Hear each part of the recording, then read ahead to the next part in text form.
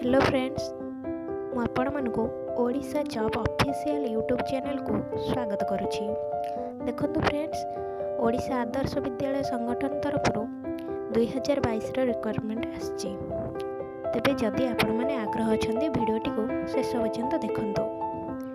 एबे चलंतु वीडियोटी को आरंभ करबा। तेबे एथिरे टोटल पोस्ट रहिछि 1749 टी।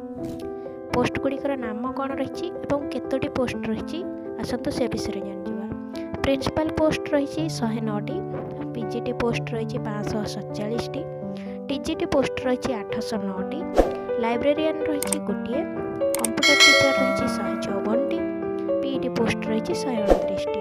तो कैटेगरी वाइज वैकेंसी कौन रही ना जनरल कैंडिडेट को 755 टी, एससी कैंडिडेट को 278 टी, एसटी कैंडिडेट को 509 टी, एससीबीसी कैंडिडेट को 187 टी रही।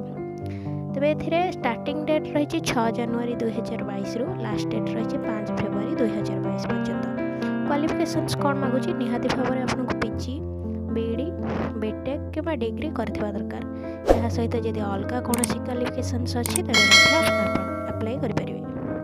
एज लिमिट रही 21 वर्ष रु मैक्सिमम एज लिमिट रही 35 वर्ष पर्यंत। एज रिलैक्सेशन केमती रही आसन देखी ना।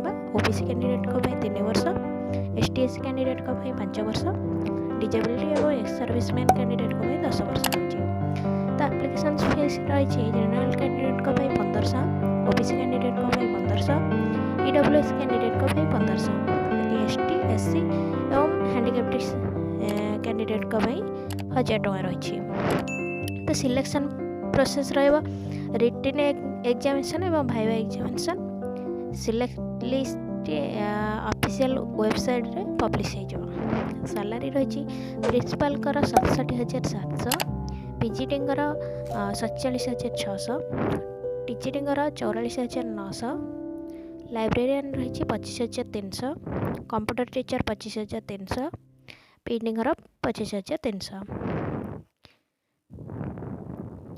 तो ये अप्लाई मोड केमती रही ना ऑनलाइन अप्लाई करेंगे। लोकेशन ऑल ओवर ओडिशा रही। जॉब टाइप परमानेंट जॉब रही। कैटेगरी स्टेट गवर्नमेंट जॉब अच्छी। ये डॉक्यूमेंट्स कौन कौन दरकार ना क्वालिफिकेशन सर्टिफिकेट दरकार। कास्ट एवं डिजेबिलिटी थिले कास्ट सर्टिफिकेट एवं डिजेबिलिटी सर्टिफिकेट दरकार। पासपोर्ट साइज फोटो, आधार कार्ड ओरिजिनल एवं सिग्नेचर।